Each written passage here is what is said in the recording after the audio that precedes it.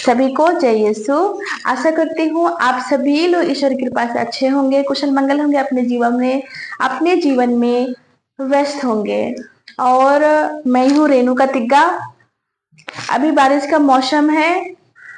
Please सब लोग अच्छे से रहिए, सतर्क रहिए कि कब तूफान आ जाए, कब क्या हो जाए। इसलिए मेरे प्यारे भाई बहनों, हमेशा प्रार्थना करते रहिए। हमेशा मेरे प्यारे माता पिता एवं भाई बहनों, आज का पवित्र वचन है संत मत्ती अध्याय 4 पद संख्या 1 से 11 तक। प्रभु यीशु मसीह की परीक्षा। पहले मैं इसे पढ़ना चाहूंगी ताकि आप सभी को बहुत अच्छे से समझ में आए। मैं थोड़ा जल्दी जल्दी पढ़ूंगी ताकि ये वीडियो ज्यादा लंबा ना जाए। प्रभु यीशु मसीह की परीक्षा। उस समय आत्मा ईसा को निर्जन प्रदेश ले चला, जिससे शैतान उनकी परीक्षा ले ले।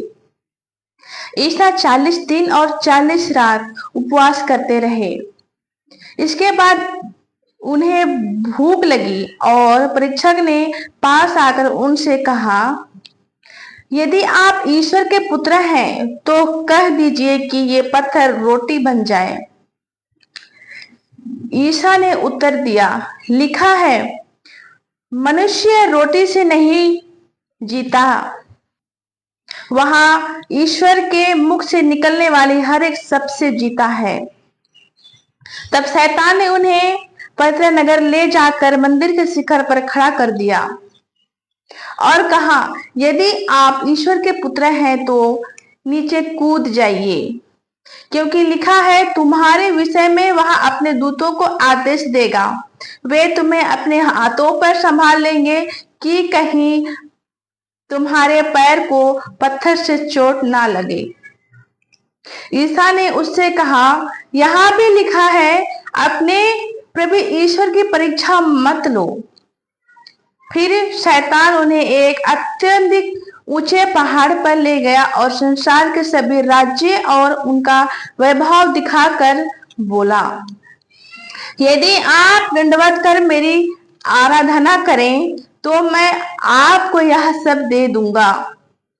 ईसा ने उत्तर दिया, हट जा शैतान, लिखा है, अपने प्रभु ईश्वर की आराधना करो और केवल उसकी सेवा करो।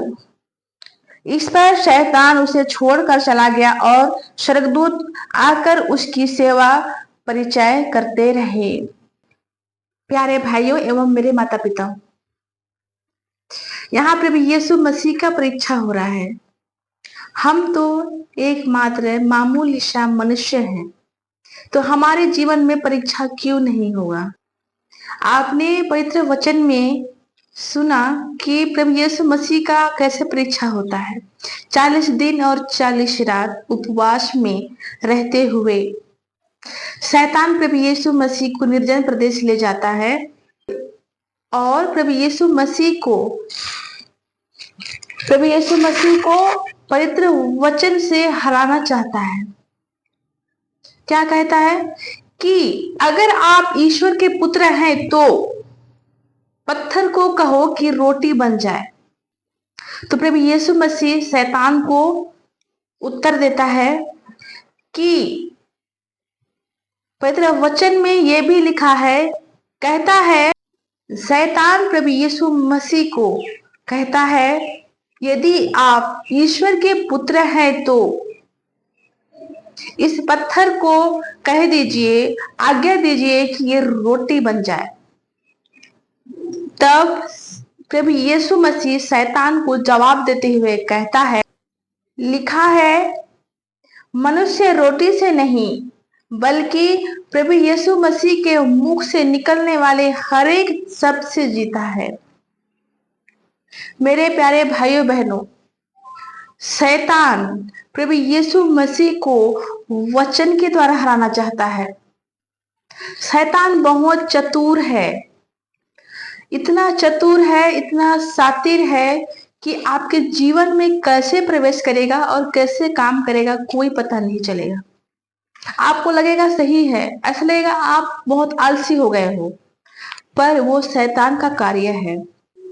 मेरे प्यारे भाइयों बहनों, प्रभु यीशु मसीह का शैतान घुमा घुमा के परीक्षा लेता है, इतना घुमाता है, कहता है तुम्हारे विषय में वहां अपने दूतों को आदेश देगा, वे तुम्हें अपने हाथों पर संभाल लेंगे कि कहीं तुम्हारे पैर को चोट ना लगे। इतना बहलाता फुसलाता है कि उसके बहकावे में कोई भी आ सकता है। पर प्रभु यीशु मसीह खाली पेट 40 दिन और 40 रात उपवास करते हैं। उपवास में ये परीक्षाएं हो रही है। उसी समय प्रभु यीशु मसीह शैतान को उत्तर देता है, आपने प्रभु यीशु मसीह का परीक्षा मत लो। उसी समय शैतान प्रभु यीशु मसीह को छोड़ के चला जाता है और फिर स्वर्ग से स्वर्गदूत आते हैं और प्रभु यीशु मसीह का सेवा संस्कार करते हैं। मेरे प्यारे भाई और बहनों, जब प्रभु यीशु मसीह का परीक्षा हो सकता है तो हम मनुष्य का क्यों नहीं? हम तो एक मामूली मनुष्य हैं जो इस पृथ्वी के कीड़े मकोड़े की तरह है, जो मिट्टी से आए हैं, मिट्टी से बनाए गए हैं और मिट्टी में मिल जाएंगे। मेरे प्यारे भाइयों बहनों, हमें कभी भी हिम्मत नहीं हारना है। अगर यहाँ पे अगर प्रभु यीशु मसीह हार मान जाते तो शैतान का विजय होता। हम उसी तरह हमें कभी भी हार नहीं मानना है। कभी ना कभी शैतान हार मानता है। शैतान हमारा परीक्षा कैसे लेता है कि अगर आपको कंटिन्यू प्रार्थना करने का आदत है और आदत इतना बन जाता है, पर कभी कभी ऐसा लगता है कि हम प्रार्थना नहीं करें, ऐसे ही सो जाए, ऐसे ही खाना खा लें, ऐसे ही खाना खा लें। ये शैतान का कार्य है। ये शैतान आपको फुसलाता है और बार बार बीमार होना ये शैतान का कार्य है। ईश्वर वचन में ध्यान नहीं देना, उसमें मन नहीं लगना, ये शैतान का कार्य है। हमारे जीवन में बहुत सारे कठिनाइयां आते हैं, इसका मतलब ये नहीं कि हम हार मान जाए।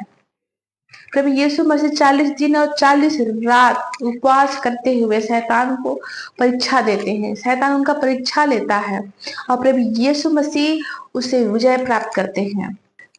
हमेशा कठिन वक्त जब चलता है तो हमें हमेशा धीरज और सोच समझ के कदम उठाना चाहिए और हमेशा पवित्र वचन के साथ आगे बढ़ना चाहिए, क्योंकि वचन में जीवन है।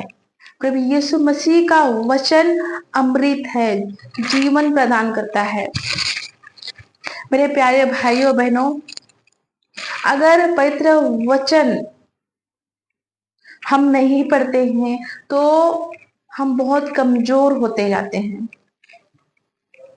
मेरे प्यारे भाई और बहनों, प्रभु यीशु का वचन अमृत है जो जीवन देता है। प्रभु यीशु मसीह का वचन सूर्य का प्रकाश जैसे है, क्योंकि सूर्य का प्रकाश को कोई मुट्ठी में बंद नहीं कर सकता। उसी प्रकार प्रभु यीशु मसीह का वचन है जो आपको ऊर्जा प्रदान करता है, शक्ति प्रदान करता है, हर एक चीज से लड़ने का हिम्मत देता है। चाहे आप किसी भी परिस्थिति में क्यों ना हो, लेकिन आप पवित्र वचन को पढ़ते हैं तो प्रभु यीशु मसीह आप में ऊर्जा संचार करता है। आप हमेशा कहीं भी घर से निकलते हैं तो प्रार्थना करके ही निकलिए।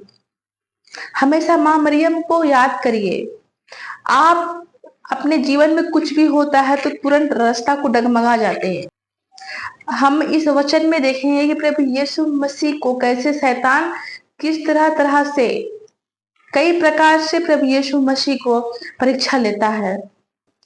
जब प्रभु यीशु मसीह हार नहीं माने तो हम क्यों माने? मेरे प्यारे भाइयों बहनों, जो घटना प्रभु यीशु मसीह के ऊपर जो घटा, वो घटना हर एक मनुष्य के जीवन में घटता है, उसे हमें पार करना है। यही जिंदगी है। हम इस पृथ्वी में जन्म लिए हैं, मनुष्य का रूप मिला है, इसका मतलब दुख तकलीफ, कभी खुशी कभी गम, सब कुछ हमें सहना पड़ेगा। ये प्रभु यीशु मसीह हमें सिखाए हैं।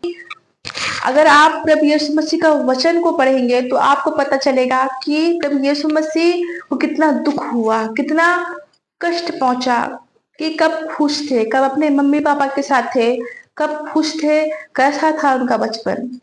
वैसे ही एक मानव जीवन में व्यतीत होता है। यही है असली जीवन। हमें कभी भी हार नहीं मानना है अपने जीवन में। हमेशा वचन को पढ़ते रहिए और हमेशा वचन के साथ आगे बढ़िए। सभी को जय यीशु। प्लीज अगर मेरा वीडियो आपको अच्छी लगे तो प्लीज लाइक, कमेंट और शेयर जरूर करना और हमेशा प्रार्थना करते रहिए।